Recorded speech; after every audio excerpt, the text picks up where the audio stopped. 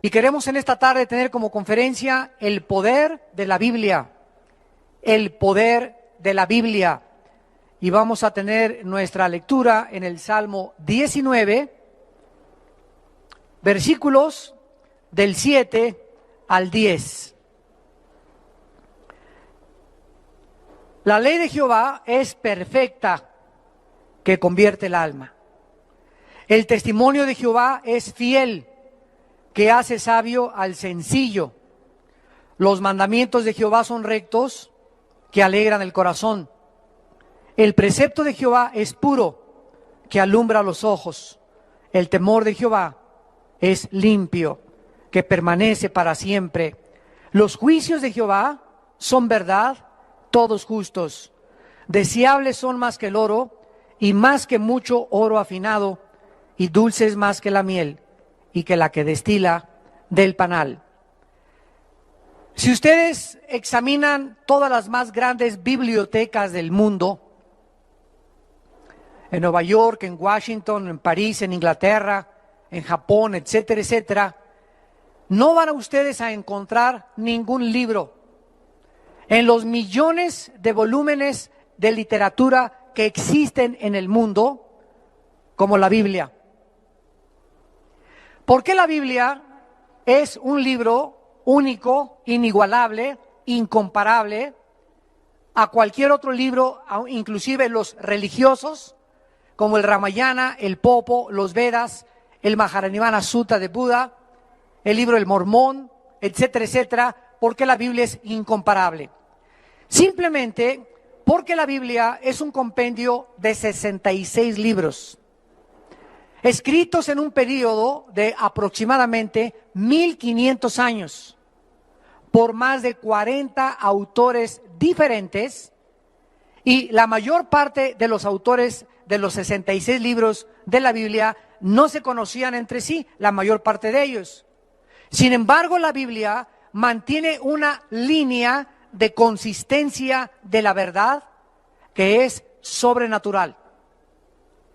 Aparte de esto, la Biblia es el libro más antiguo de la humanidad en registros científicos, arqueológicos, antropológicos, geológicos, astronómicos, biológicos, psicológicos, genéticos, etcétera, etcétera.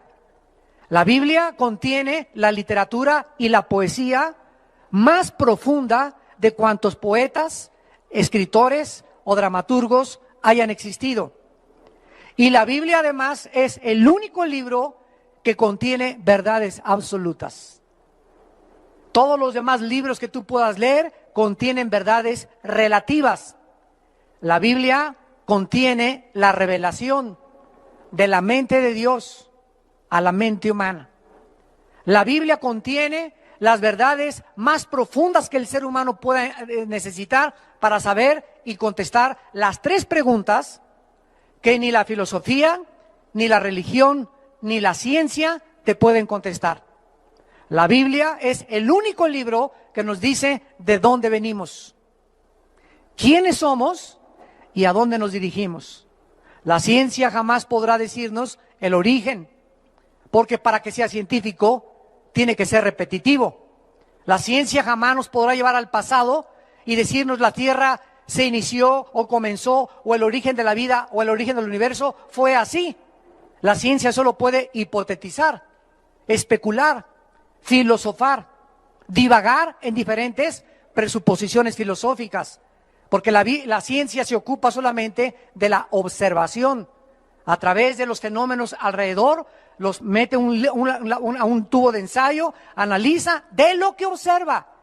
La ciencia no puede remontarnos al pasado, porque para que sea científico tiene que ser repetitivo.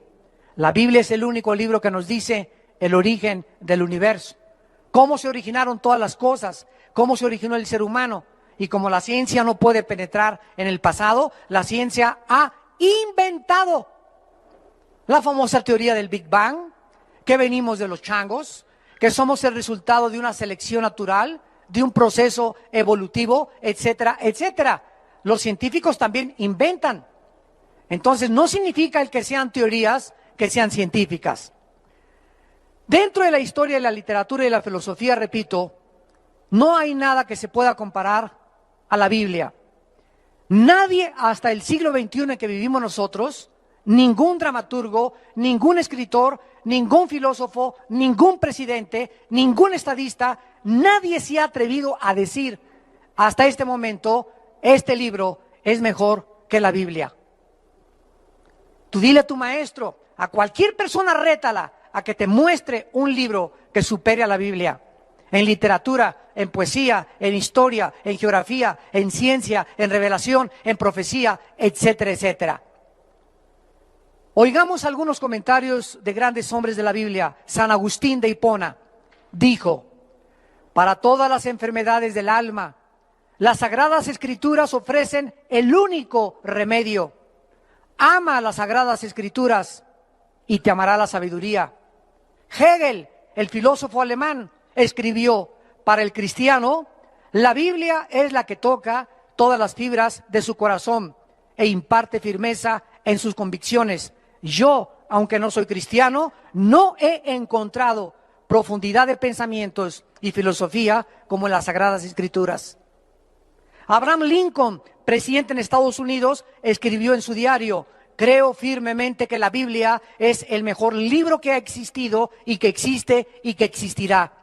Es el don más grande que Dios le ha dado a la humanidad. Todo el bien que emana de la persona del Salvador Jesucristo se nos comunica a través de las páginas de las Sagradas Escrituras. George Washington, el primer presidente de Estados Unidos, dijo en su primer discurso en Washington: es imposible que un gobernante se atreva a gobernar sin tomar en cuenta a Dios y a las Sagradas Escrituras.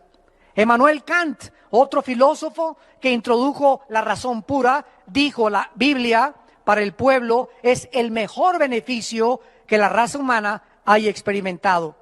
Todo intento de desprestigiarla es un crimen contra la humanidad. Isaac Newton, el gran físico matemático, dijo: existen más señales de autenticidad en la Biblia que en la historia profana de la humanidad. Esta es la razón por la cual Jesucristo es mi Señor y Salvador. Isaac Newton era cristiano, Blaise Pascal era cristiano, Luis Pasteur era cristiano, y la mayor parte de los científicos antes del siglo XX fueron cristianos. Pero no fue hasta el siglo XX cuando surgieron el mayor número de ateos. Y paralelamente a que el siglo XX fue el siglo donde más descubrimientos científicos y más avances tecnológicos la humanidad ha tenido, fue el siglo donde más ateos ha tenido la historia, como Sigmund Freud, Carlos Marx, Carlos Darwin, Friedrich Nietzsche, Ingersoll, Hitler, Jean-Paul Sartre, Carlos Sagan, etcétera, etcétera. ¿Por qué? Porque el hombre en el siglo XX se ensoberbeció por los inventos, por la tecnología y por la ciencia que hemos alcanzado. Vamos pues ahora a la segunda carta del apóstol Pedro, capítulo 1, y comencemos a estudiar la inspiración en primer lugar de la Biblia. Porque la Biblia, damas y caballeros, no es un libro que haya sido escrito por la voluntad humana. Síganme con mucho cuidado. Los escritores de la Biblia como Moisés, David, el apóstol Pedro, Lucas, el apóstol Juan, el apóstol Pablo, no tomaron libros o pergaminos y comenzaron a escribir de su imaginación o lo que ellos creían, sino que cuando juntamos los 66 libros de la Biblia, escritos en un periodo de 1500 años, donde la mayor parte de los autores eran pescadores, obreros, carpinteros, reyes, estadistas, profetas, y casi ninguno se conoció entre ellos, encontramos que todos ellos hablan de lo mismo. Que la consistencia de sus pensamientos es como si alguien los hubiera dirigido para que el tema central de sus pensamientos fuera la persona del Hijo de Dios. Porque desde el Génesis hasta el Apocalipsis, el mensaje central de la Biblia es la persona de Jesucristo. El plan de Dios para la salvación en el Cordero de Dios que quitó el pecado del mundo. La Biblia entonces no es un libro que se pueda interpretar privadamente. Esta es la razón por la cual existen las sectas. ¿Qué es una secta? Un grupo determinado de personas que tienen un líder y que el líder lee Apocalipsis y dice, no, yo creo que estas cabezas son las cabezas del chupacabras. O no, yo creo que estos, los 7 espíritus significan las 7 demonios que salieron no sé de dónde. Y pues yo creo que esto significa aquello y el otro. Y cuando la gente comienza a interpretar la Biblia de acuerdo a lo que yo creo, a lo que yo me imagino, es cuando comenzamos a proferir herejías. Cuando comenzamos a salirnos totalmente del camino y por eso se forman las sectas. Por ejemplo, ahorita en Puerto Rico hay un hombre que se llama José Luis Miranda y que dice que es el anticristo. 100,000 personas se han marcado ya con el símbolo del 666. ¿Quieren ustedes ver esto? Métanse a internet en la página creciendoenlagracia.com. Creciendoenlagracia.com. Ahí sale este hombre, sus mensajes, nada más que no le vayan a mandar cartas, No se queden ahí. Y ahí vas a ver cómo se está marcando la gente de su iglesia, más de 100,000 personas. ¿Cómo puede la gente creerle que esa persona diga que él es el anticristo? Que no existe la verdad, que no existe el infierno, que no existe el cielo, que no existe el pecado. Todo esto, ¿por qué? Porque la Biblia la interpretaron privadamente. Y en 2 de Pedro, capítulo 1, versículo 19 al 21, el apóstol Pedro nos lo explica. 2 de Pedro, capítulo 1, versículo 19. Tenemos también la palabra profética más segura, a la cual hacéis bien en estar atentos como a una antorcha que alumbra en lugar oscuro, hasta que el día esclarezca y el lucero de la mañana salga en vuestros corazones. En primer lugar, se nos explica que en medio de tantas tinieblas, de tantas filosofías, de tantas sectas, de tantos falsos profetas y de tantos falsos líderes religiosos, la única luz es la Biblia. Haríamos bien en estar atentos a la Biblia hasta que el día esclarezca. ¿Cuándo es este día? Cuando Jesucristo regrese por segunda vez. Mientras Jesucristo regrese al mundo, la única luz que tiene la humanidad es la Biblia. Y haríamos bien en estar atentos a ella como a una antorcha, porque es la única luz, el único libro que nos revela la verdad. Dice el versículo 20, entendiendo primero esto, es importante comprenderlo, que ninguna profecía de la Escritura es, ¿qué dice? De interpretación privada. No hay nada que podamos tomar de la Biblia y yo interpretarlo a mi manera, porque nunca la profecía fue traída, aquí está, por voluntad humana. Entonces, ¿cómo fue escrita la Biblia? Los santos hombres de Dios hablaron siendo inspirados por el Espíritu Santo. La Biblia, pues, es un libro inspirado por Dios. La palabra inspirado significa dentro, soplar. Entonces, cuando hablamos nosotros de inspiración, estamos hablando que Dios sopló en Pedro, sopló en David, sopló en las personas que estaban escribiendo los libros, sus pensamientos de Él, de Dios. Por ejemplo, David escribió el Salmo 22 y comienza David en el Salmo 22, Dios mío, ¿por qué me has desamparado? Él no sabía que estaba escribiendo lo que 1000 años después en la cruz Cristo iba a expresar antes de morir. Lama sabactani, ¿por qué me has desamparado? Y continúa el Salmo 22, horadaron mis manos y mis pies, sobre mi ropa echaron suertes, mi corazón fue derretido como la cera. Comienza David a describir 1000 años antes de la crucifixión de Cristo. El profeta Isaías comienza a escribir: porque un niño nos es nacido y su principado sobre su hombro y su nombre se llamará Emmanuel, príncipe de paz, etcétera, etcétera. Estaba describiendo el carácter y los nombres del Hijo de Dios. Miqueas comienza a escribir en el capítulo 5: porque tú, Belén Éfrata, la más pequeña de ser las aldeas de Judá, de ti saldrá el Salvador. ¿Cómo supo 650 años antes Isaías que en Belén iba a nacer el Mesías? Cuando nos introducimos en las profecías bíblicas, lo vamos a ver en unos momentos, nos damos cuenta que no hay otro libro que haya anunciado que iban a ser Buda, que iban a ser Mahoma, que iban a ser Walter Mercado, que iban a ser tu gurú, o el Dalai Lama, o David Koresh, o Jim Jones, o el fundador de los mormones, o el fundador de los testigos de Jehová, o el fundador de los sabáticos. Pero la Biblia hablaba claramente el futuro que vendría el Hijo de Dios, con claridad de detalles. La Biblia no fue traída por voluntad humana, sino los santos hombres de Dios hablaron inspirados por el Espíritu Santo. Y esto significa, en tercer lugar, que la Biblia, para que la podamos interpretar, necesitamos al que la escribió. ¿Verdad? ¿Quién es el autor de la Biblia? El Espíritu de Dios.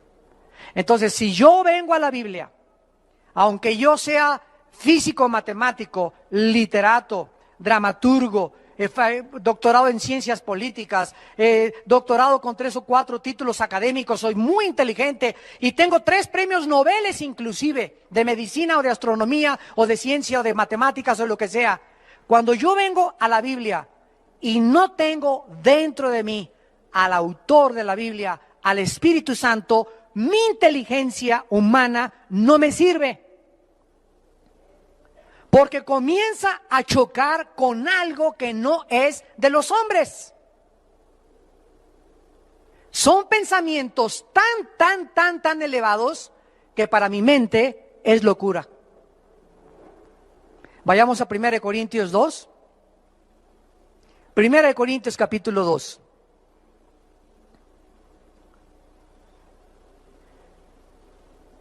Y dice el versículo 10 en adelante, 1 Corintios 2, versículo 10 en adelante: pero Dios nos las enseñó. ¿Eso dice?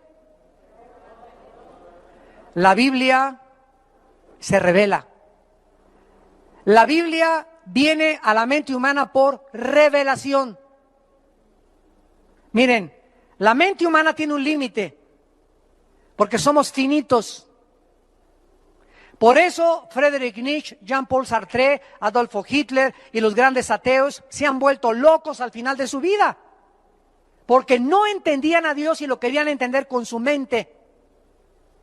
Y el razonamiento y las conclusiones filosóficas humanas no sirven para cruzar esta línea a donde llega el límite o la finitud de la inteligencia o del intelecto humano. Para cruzar el intelecto humano y el razonamiento humano y poder trasladarnos a la dimensión donde la mente natural no puede comprender las cosas que son más allá de la mente natural, necesitamos que de este mundo dimensional espiritual entre alguien a nuestra mente y nos revele el mundo que trasciende mi capacidad finita de poder razonar.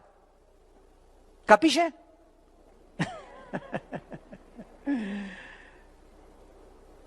Necesitamos que el Espíritu Santo entre a nuestra vida y el Espíritu Santo nos las revela. Todo es por revelación. Dios nos las reveló a nosotros por Einstein. ¿Eso dice? Dios se la reveló a los tontos, nunca a los brutos. ¿Eso dice? Dios nos la reveló a nosotros por el Espíritu, porque el Espíritu todo lo escudriña, aún lo profundo de Dios. O sea, el Espíritu Santo que inspiró la Biblia y le sopló los pensamientos y guió la pluma de los escritores de la Biblia, es el único espíritu de los millones de espíritus que existen en el universo y en el mundo invisible, es el único espíritu que conoce la verdad. Se le llama el Espíritu Santo o el Espíritu de verdad. Entonces, si tú no tienes a ese espíritu y tienes al espíritu de Walter Mercado, y tienes al espíritu de Cuauhtémoc, y tienes al espíritu de un demonio, estás engañado. Y por eso la humanidad está engañada. A Hitler se le metió otro espíritu que no era el Espíritu Santo, y el espíritu que se le metió a Hitler le dijo: tú puedes crear una super raza, la raza aria. Ustedes los alemanes son los más grandes, excelsos y magníficos de todos los seres humanos. Los judíos son ratones, los negros no sirven para nada, los que nacieron con defectos físicos, mátenlos a todos, que sobreviva la única raza, la raza aria. Y además tú vas a gobernar 1000 años. ¿Qué fue lo que le pasó a Hitler? Que antes de que pudiera confrontar su derrota cara a cara, se suicidó. ¿A qué espíritu le vas a escuchar tú la verdad? Esa es la pregunta. ¿A quién le vas a creer? Dice el versículo 11 de 1 Corintios 2. Porque ¿quién de los hombres sabe las cosas del hombre, sino el espíritu del hombre que está en él? Así tampoco nadie conoció, ni conoce, ni conocerá las cosas de Dios, sino el Espíritu de Dios. Este fue el grave error del doctor psicólogo, padre de la psicología, Sigmund Freud. Este hombre, igual de niño, sus papás le enseñaron la Biblia. Y comenzó Freud en su juventud a rechazar la Biblia. Y comenzó a creer que en sus pensamientos se encontraba la verdad. Y comenzó a interesarse en la conducta del ser humano. Entonces comenzó a hacer experimentos con personas enfermas de neurastenia. Y Sigmund Freud dijo: he descubierto que el ser humano tiene una mente inconsciente, un subconsciente y una mente que no se puede penetrar más que a través del inconsciente. Entonces comenzó a usar el hipnotismo para que la mente consciente pasara al nivel del inconsciente y se formara en el subconsciente los problemas que él creía que conscientemente desarrollaba la conducta normal. Y cuando Freud comenzó a meterse a la psique, a la mente humana, trató él de componerla en el estado inconsciente, o sea, hipnotizados, trató de sanarlos. Y comenzó a darse cuenta que sus experimentos fracasaban y fracasaban y fracasaban. Atribuyó la mayor parte de los problemas a la sexualidad infantil. Y su esposa dice que a la 1 o 2 de la mañana se levantaba empapado en sudor, gritando. El padre de la psicología era un neurótico, neurasténico, psicótico, y gritaba que tenía apariciones y que se le aparecía hasta el chamuco de Tepoztlán ahí enfrente de su recámara. Y así murió en esa neurosis, porque rechazó la palabra de Dios. Si hubiera leído 1 Corintios 2:11, hubiera descubierto que el problema humano no está en la psique. Pero él se creyó Dios para conocer al ser humano, y solo la Biblia nos revela que somos un espíritu. Tenemos un alma y vivimos dentro de un cuerpo, porque solo el Creador nos puede decir y revelar de qué estamos hechos. Si tú tienes un carro Volkswagen, no vayas a la Ford a preguntarles cómo hicieron el Volkswagen, porque ellos no van a saber. Si quieres saber cómo hicieron el Volkswagen, pregúntale a los que diseñaron, a Fernando Porsche, que fue el primero que diseñó los Porsche y los Volkswagen en 1942 en Alemania. Si quieres preguntar a los carros Ford, pregúntale a Henry Ford, que fue el que inventó el primer modelo carro Ford en 1902-1903. Si tienes dolor de muelas, no vayas con el ginecólogo. Y si tienes un problema mental, no vayas con el psiquiatra ni con el psicólogo, ven con Dios. Porque el problema no está en tu mente, es más profundo que la mente, trasciende la mente, está en algo que nadie conoce más que Dios, y se llama el Espíritu. Y dice aquí el versículo 11, ¿quién de los hombres le sabe las cosas del Espíritu? Nadie. ¿Cómo podemos introducirnos al Espíritu de una persona cuando ni siquiera conozco mi propia personalidad? Entonces yo tengo que preguntarle al Creador, al que nos hizo, Señor, ¿qué problemas hay? ¿Por qué pienso así? ¿Por qué me comporto así? ¿Qué solución hay? ¿Qué medicina hay? Los hombres no tenemos la solución para nuestros problemas. La solución y el remedio viene de Dios, de nuestro Creador. He venido, dijo Cristo, a sanar a los quebrantados de corazón, a darle vista a los ciegos, a sanar a los enfermos, a los contritos de espíritus y a los quebrantados. Yo amo, dice el Señor. Y dice el versículo 12, y nosotros, aleluya, gloria a Dios, no hemos recibido el espíritu del mundo, sino el espíritu que proviene de Dios, para que sepamos lo que Dios nos ha concedido. ¿Qué espíritu tienes tú que me estás escuchando? No hay en tu vida, escúchame. Cualquiera de ustedes que haya venido en esta mañana, quiero decirles algo, no hay en tu vida más que uno u otro espíritu. O tienes el espíritu del mundo y piensas como el mundo y oyes al mundo y actúas como el mundo y le crees al mundo, o tienes el espíritu de Dios y oyes a Dios y sigues a Dios, porque Jesús dijo, mis ovejas oyen mi voz y me siguen.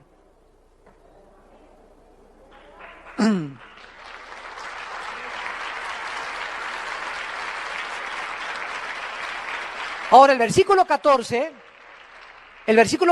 que es el que nos atañe y compete, dice así, versículo 14, pero el hombre natural en la Biblia es aquel que no tiene el Espíritu de Dios, el que tiene el espíritu del mundo. El hombre natural no percibe las cosas que son del Espíritu de Dios, porque para él son locura y no las puede entender. Porque si han de razonar, dice, no, dice si han de discernir.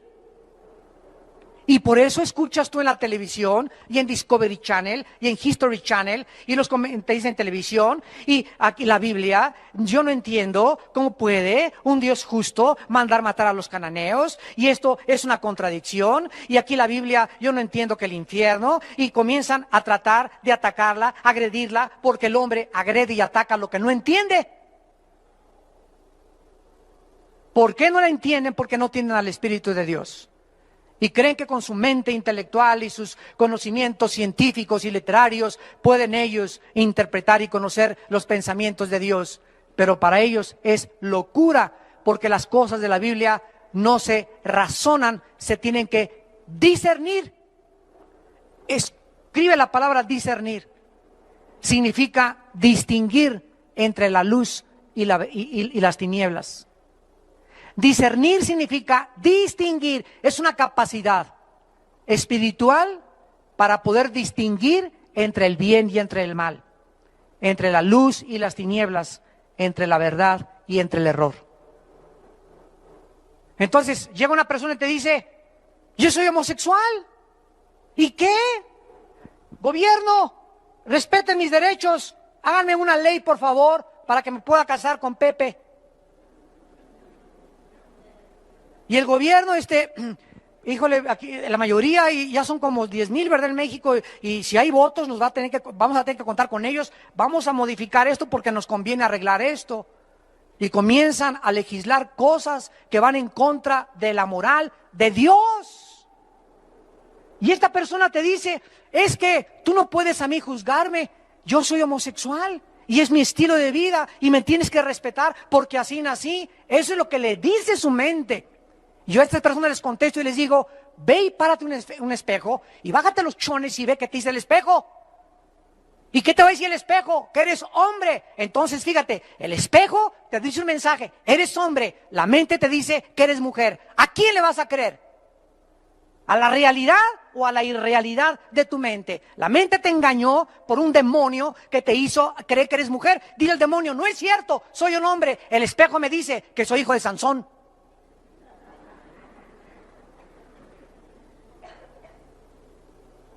Las mentiras de los espíritus que tratan Britney Spears, Madonna, Elvis Presley, cantantes, deportistas, estadistas, políticos, engañarlos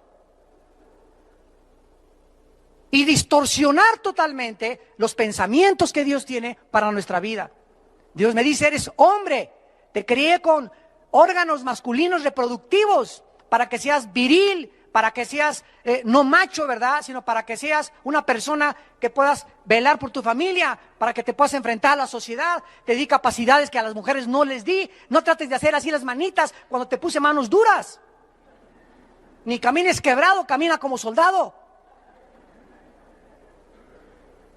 Pero algo en tu mente te ha hecho creer que camines como aleluya, como alelí, que doblen las manos como mariposón.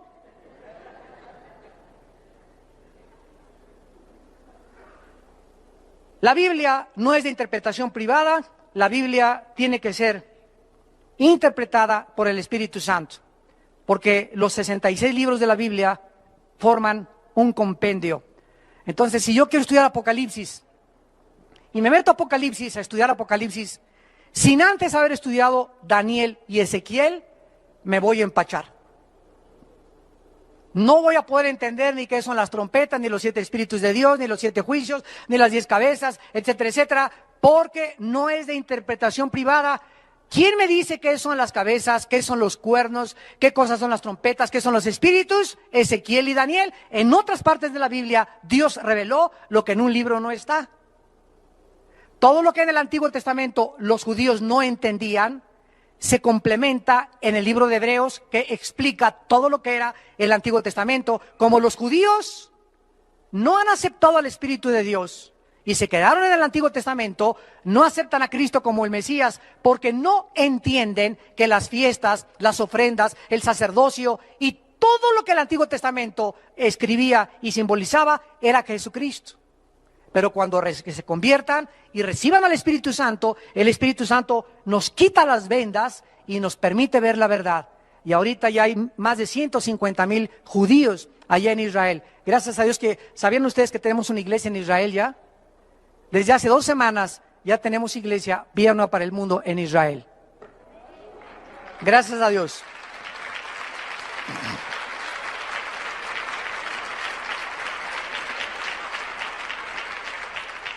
Vayamos a 2 de Timoteo, capítulo 3. 2 de Timoteo, capítulo 3. Ya tenemos a una pareja con 3 hijos y un misionero en Israel sostenidos por Vida Nueva, gracias a Dios. 17 personas ya hay en la iglesia de Vida Nueva en Israel. 2 de Timoteo, capítulo 3, versículo 16 al 17. Segunda de Timoteo 3, 16 al 17. Toda la Escritura, no algunas partes, toda la Escritura es inspirada por Dios. Hace 3 años tuve un debate en Radio Red con un hombre llamado Gutiérrez Vivó contra 2 jesuitas. Y pues vieron que entré a la cabina con la Biblia. Se comenzaron como a poner nerviosones.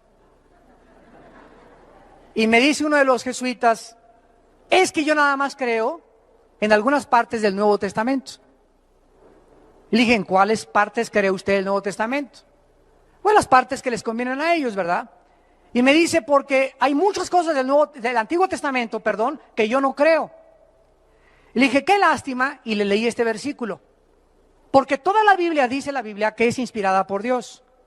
Y Jesucristo, cuando vino al mundo, antes de morir, comenzó a caminar con los discípulos por la playa y les dijo, oh insensatos y tardos en entender lo que los salmos, Moisés y los profetas escribieron de mí.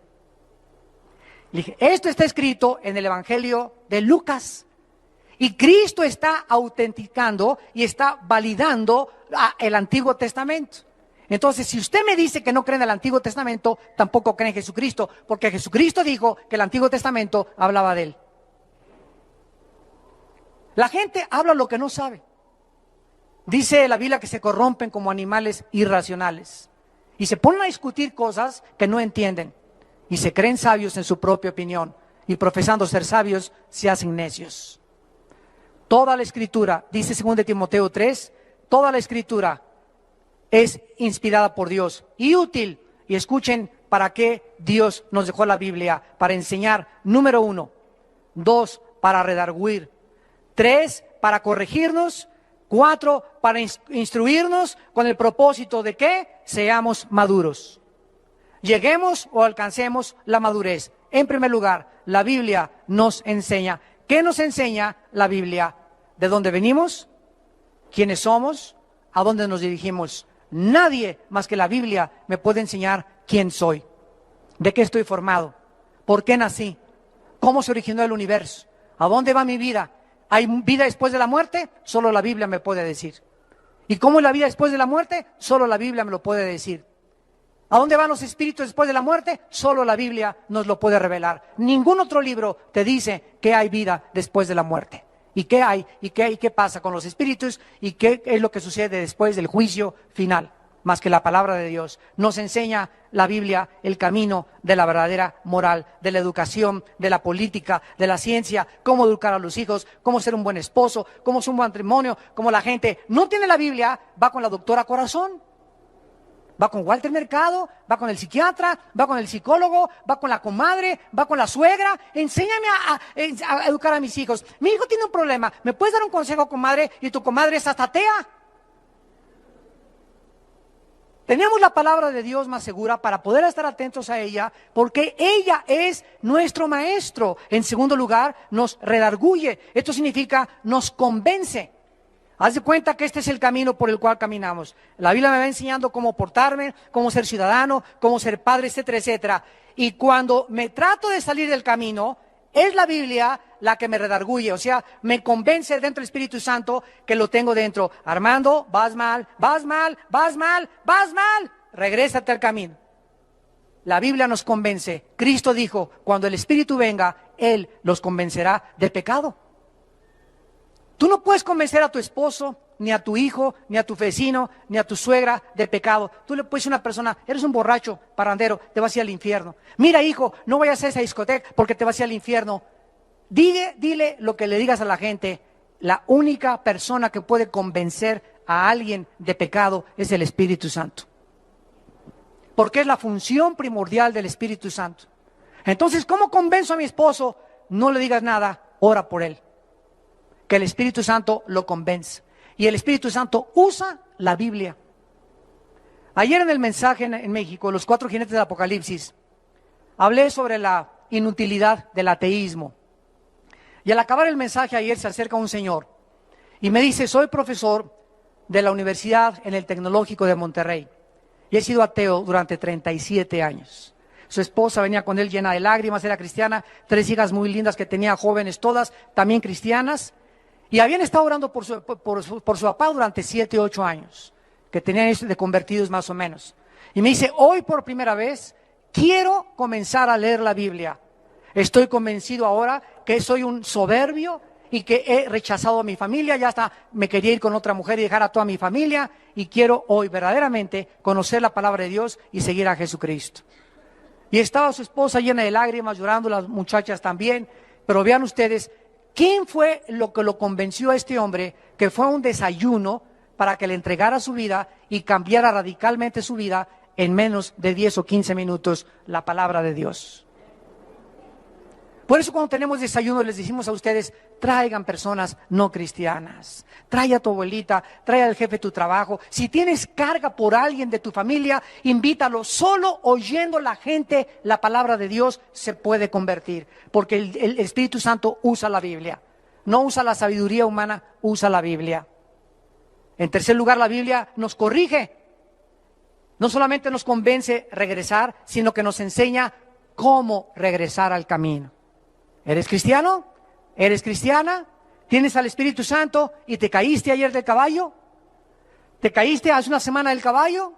¿Fornicaste con tu novio hace 3 días? ¿Ya te besuqueaste y dejaste que tu novio te pusiera la...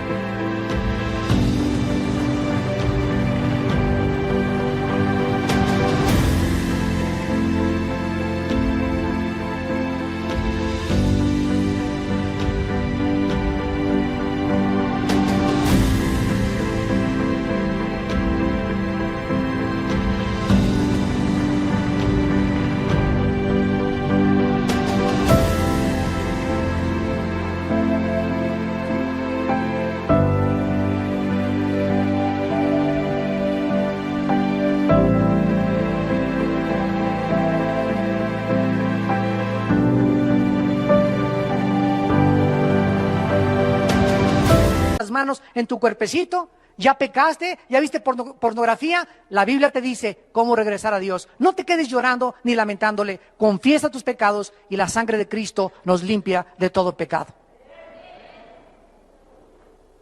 No te quedes ahí tirado como Judas, que se pegó un tiro y se suicidó. O digo, perdón, se ahorcó.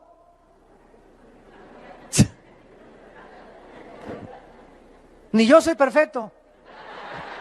¿Ya ven? Claro. En cuarto lugar, dice la Biblia, en cuarto lugar, que nos instruye, no solamente nos convence para regresar al camino, nos redarguye cómo regresar al camino, sino que nos instruye, o sea, nos enseña cómo mantenernos en el camino. Ya que regresaste, ya que le pediste perdón a Dios, ahora Jesús te dice en esta mañana, no te sueltes de mi mano. Te caíste y te fuiste y pecaste porque te soltaste de mi mano. Porque separados de mí, nada podrán hacer.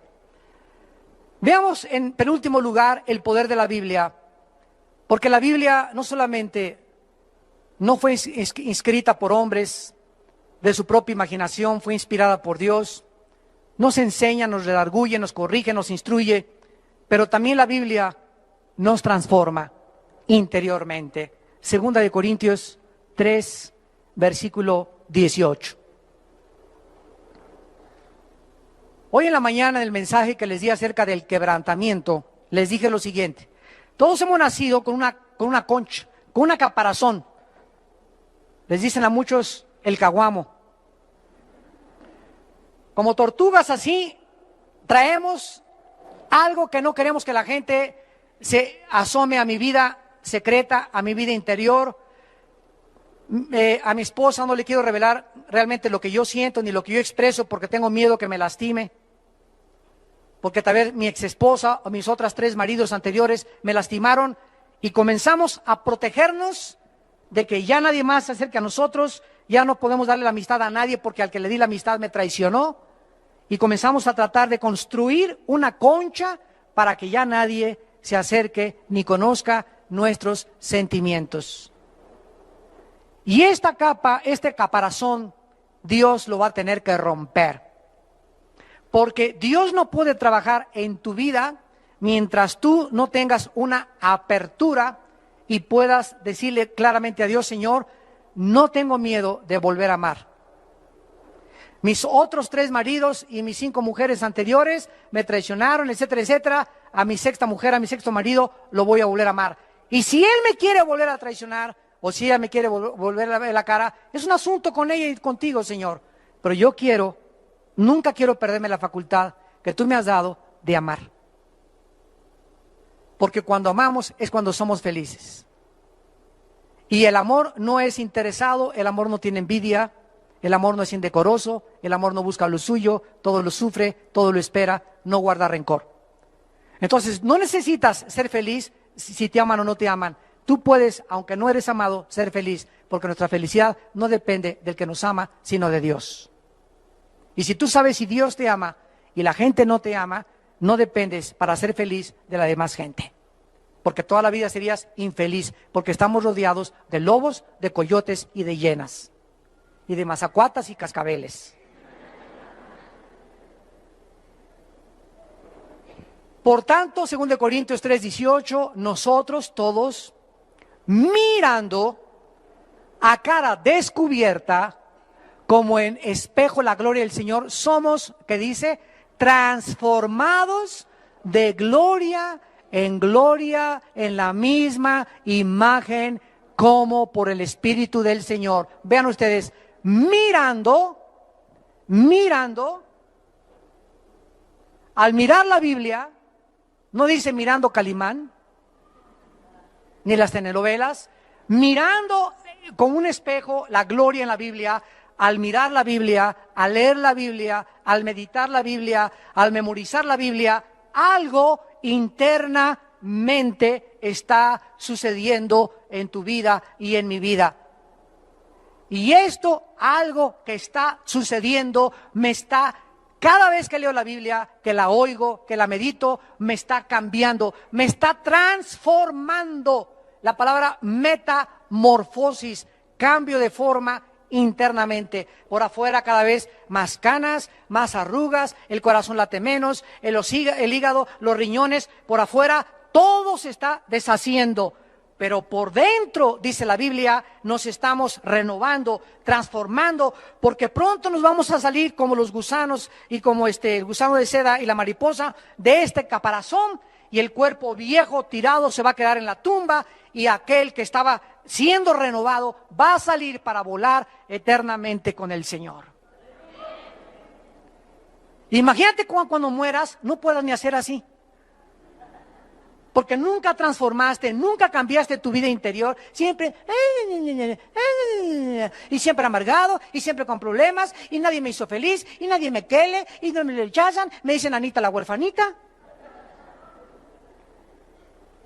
Y nunca entendiste lo que dice en 2 Corintios 4, versículo 7, ahí mismo. En el versículo que sigue, el capítulo que sigue, 2 Corintios 4, 17, pero tenemos este este tesoro en vasos de barro para que la excelencia del poder sea de Dios y no de nosotros. Y dice el versículo 16 y 17, por tanto, no desmayamos. ¿Tienes al Espíritu Santo? ¿Tienes al Espíritu Santo? ¿Saben ustedes cuál es una de las indicaciones que una persona tiene al Espíritu Santo? No se rinde.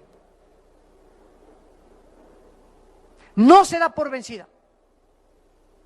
Ya te cachetearon, ya te traicionaron, ya te calumniaron, ya te abandonaron, ya te dejaron, sigues en tu caballo. Tututum, tututum, tututum, tututum, tututum. Y te vas cayendo en el caballo y te subes otra vez al caballo. Y te andan tumbando el casco de la salvación y te lo vuelves a poner otra vez. Y se te cayó la fe, lo recoges otra vez. Un soldado nunca de Dios, nunca se queda en el suelo. Porque el espíritu que Dios nos ha dado no es un espíritu ahí está. No tenemos miedo a la vida. Es verdad que muchas veces tememos y nos animamos, pero no nos dejamos abatir por el desánimo y desmayados, y ya no puedo, y me dicen Gutierritos. Ya no voy a hacer nada en la vida, yo de aquí ya no me voy a levantar, ya no voy a encontrar nunca esposo, ya nunca voy a encontrar novio, ya me dicen Betty la fea.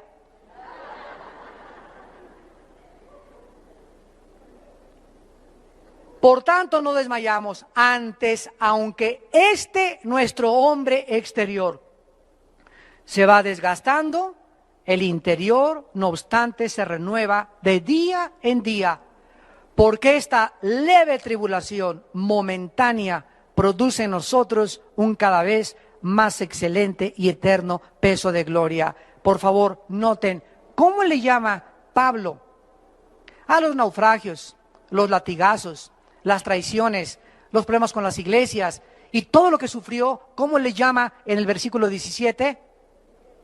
¿Cómo le llama? Leve. ¿Y cómo le dice? Momentáneo, o sea, temporal. Todo lo que nos ha pasado y lo que nos falta por pasar es leve y temporal comparado con lo que nos está esperando. Y en lugar de que las cachetadas y las desilusiones de la vida y las calumnias de la vida y los golpes de la vida y las decepciones de la vida nos hagan decir está produciendo en nosotros, al contrario de lo que hace con la gente que no tiene el Espíritu Santo, en el cristiano lo hace cada vez inspirarle un peso mucho más grande de gloria, sabiendo que su Señor Jesucristo sufrió 100 veces más que él y resucitó a los 3 días. Y finalmente terminamos en el Salmo 19 con un pensamiento muy breve. En el Salmo 19, la Biblia tiene varios nombres. Versículo 7 al versículo 9. Se le da varios nombres a la Biblia porque no sería suficiente solamente decir Biblia.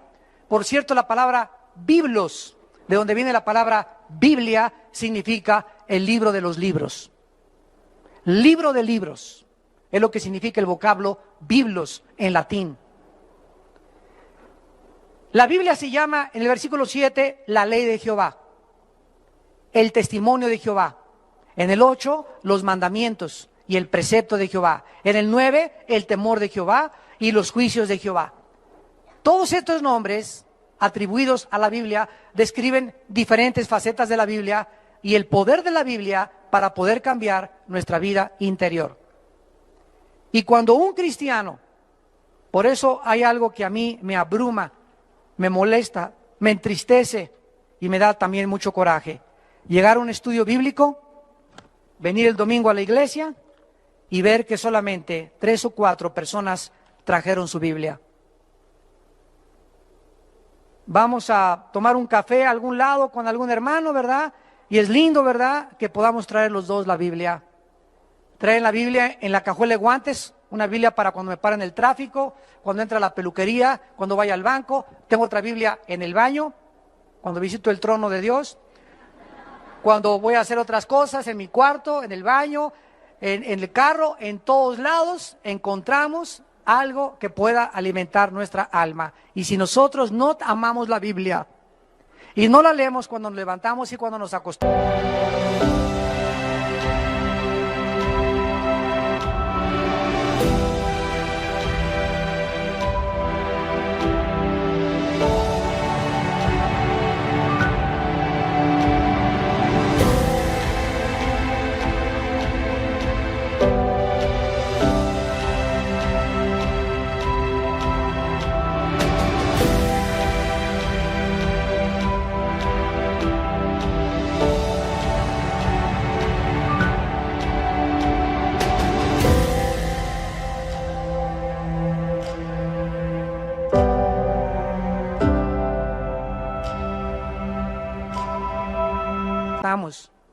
y no le damos a la Biblia la prioridad, con todo el corazón la debemos amar y meditar en ella día y noche, y no la memorizamos. Si yo les dijera a todos ustedes ahorita, nadie levante la mano, pasen todos los que se saben el Salmo 23, ya no el 119, el Salmo 23 nada más, pasen y díganlo de memoria, el Salmo 23 nada más.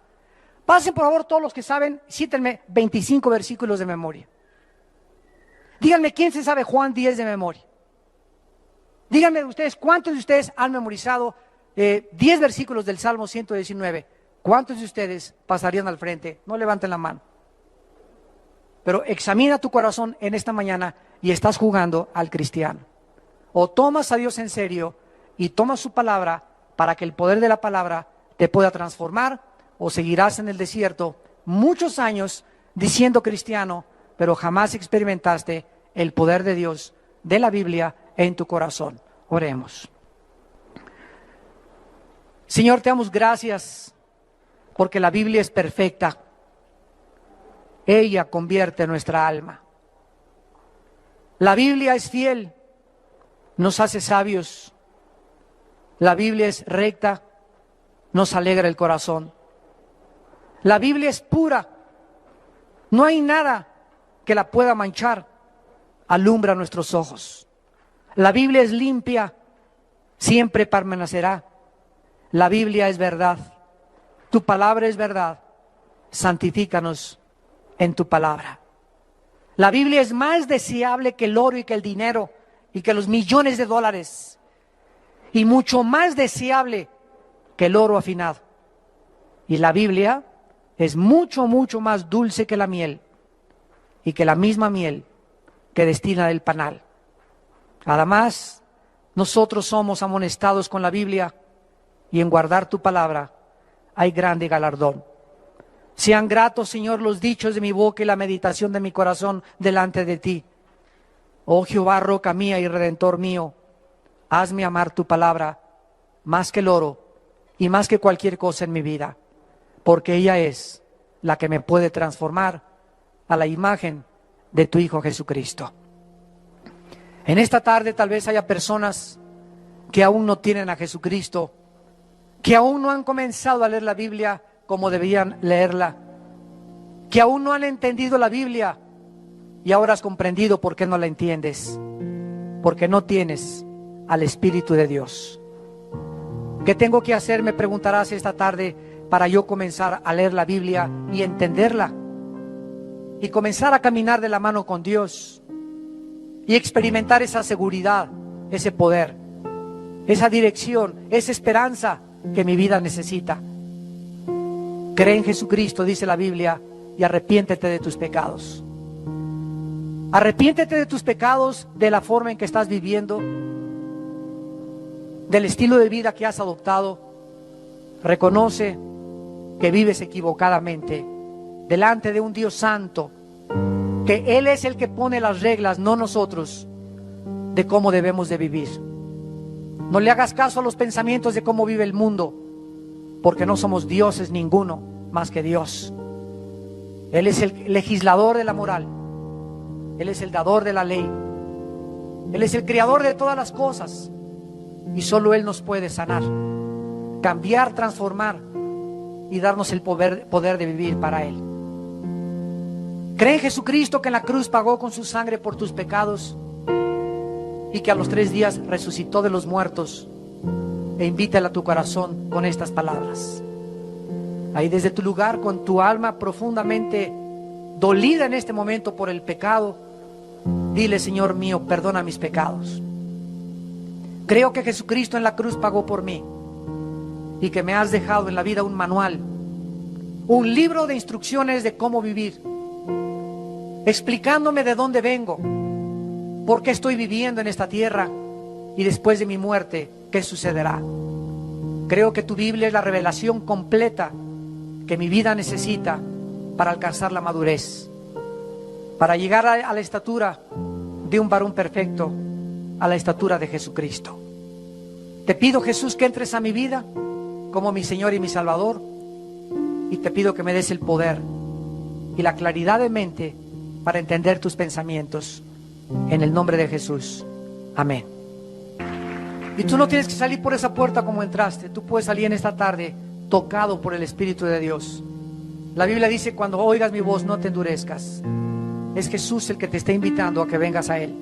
No te invito a ninguna religión, te invito a que vengas a una cruz donde Él dio su vida por ti y donde Él quiere entrar a tu vida y transformar tu vida a través de la Biblia. ¿Alguien más, antes de irnos y despedirnos, quisiera ponerse de pie y salir con Jesucristo en su corazón? ¿Alguien más?